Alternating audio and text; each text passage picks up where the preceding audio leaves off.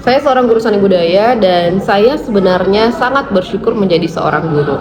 Tapi terkadang saya memikirkan bahwa dulu saya pernah punya tempat yang lebih luas ketika belum menjadi seorang guru. Apakah semua proses kreatif saya itu harus berhenti dalam satu ruang kecil saja, yaitu ruang kelas? Ini bukan berarti saya mau meninggalkan pekerjaan saya atau saya tidak mencintai pekerjaan saya. Tetapi justru karena saya semakin mencintai seni, bahkan saya berpikir bahwa apa yang saya dapatkan dalam proses berkesenian kemudian masuk ke dalam ruang kelas itu jangkauannya harus lebih luas lagi dan memberi manfaat.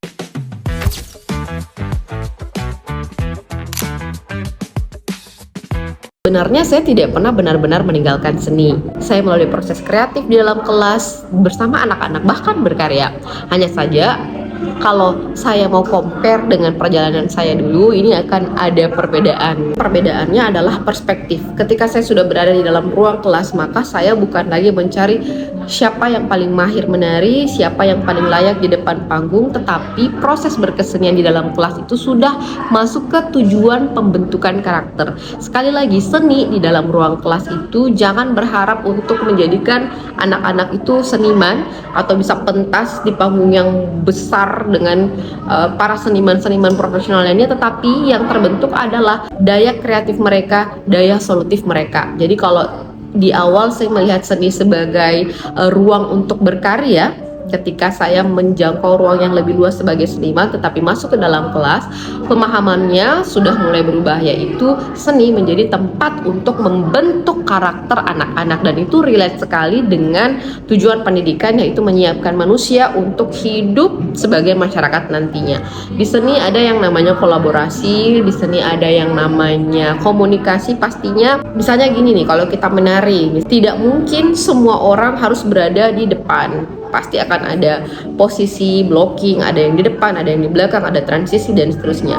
Nah, ketika komunikasi atau kolaborasi itu tidak terjalin dengan baik, maka semua akan ingin berada di depan atau semua mau berlomba di belakang supaya tidak terlihat kesalahannya. Nah, itu yang mulai saya pelajari, dan semakin kesini pemahaman saya mengenai seni justru terbentuk dalam pengalaman-pengalaman saya mengikuti proses pengembangan sebagai guru, ikut guru penggerak, kemudian melanjutkan magister pendidikan seni, lalu banyak mempelajari kembali teori-teori pendidikan, menggabungkannya dengan teori seni, dan belakangan ketika bertemu dengan teman-teman saya yang ranahnya di antropologi, bagaimana culture membentuk seseorang, bagaimana seni di dalam culture itu yang membentuk karakter orang. Di sini saya memahami bahwa seni adalah kebutuhan siswa di semua jenjang.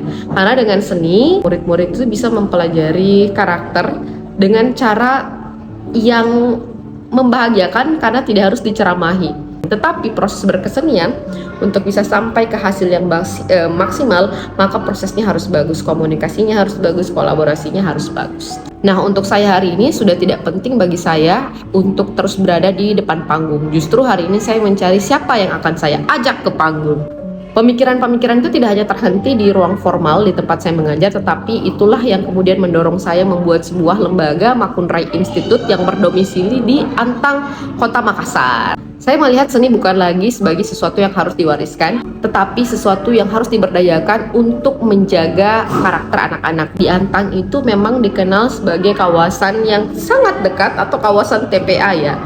Nah, lingkungan yang sebenarnya kurang kondusif itu terkadang membentuk karakter anak-anak, terutama untuk anak-anak di kawasan marginal yang mereka mungkin lebih memilih untuk ikut memulung ketimbang harus ke sekolah untuk menopang perekonomian keluarga, karena di pikiran mereka bahwa oh ternyata ketika saya belajar juga tidak ada yang terbantu secara signifikan.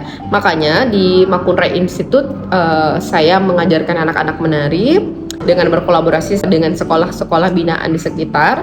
Anak-anak diberikan kenyamanan untuk belajar, menari, menikmati prosesnya, akhirnya mereka punya motivasi untuk sekolah. Jadi nggak ada paksaan, tetapi sebisa mungkin kita mengajarkan seni dengan cara yang menyenangkan. Kemudian saya mulai menikmati proses-proses saya menciptakan ruang yang lebih luas. Sekali lagi tidak hanya di sekolah formal tempat saya mengajar, tetapi di Makunrai Institute yang jangkauannya lebih luas. Tidak tersorot kamera sejauh ini, dan mungkin ini alasan saya untuk mencoba membagikan kemudian nantinya bagaimana saya membuat sebuah Makunrai Institute itu sebuah lembaga nirlaba yang terbentuk dari kepekaan teman-teman saya, baik itu dari guru penggerak atau teman-teman pendidik dari kampus, yang kita bikin sesuatu bareng-bareng, kita selamatkan komunitas kita itu, dan kita juga memahami bahwa ternyata warisan budaya itu, semua gerak tari itu ada pesan-pesan moralnya.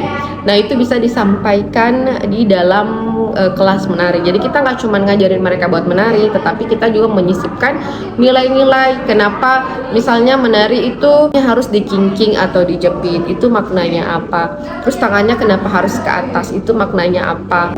Keyakinan kepada Tuhan, ya, kalau di agama saya namanya hablum minallah dan hablum minannas. Nah, hal-hal seperti ini yang kita ajarkan, kita sampaikan dengan cara menyenangkan gitu. Jadi bukan hanya bahwa mereka mempelajari tarian, tapi mereka juga belajar karakter di sana. Nah, kalau begitu mungkin akan ada yang bertanya, apakah seorang hikmah akan berhenti menjadi guru? Tentu tidak. Saya mencintai pekerjaan itu. Hanya saja mungkin saya akan melihat dengan perspektif yang lebih luas lagi. Entah itu berada di dalam satu lembaga yang saat ini saya tempati, atau mungkin jangkauannya lebih luas lagi.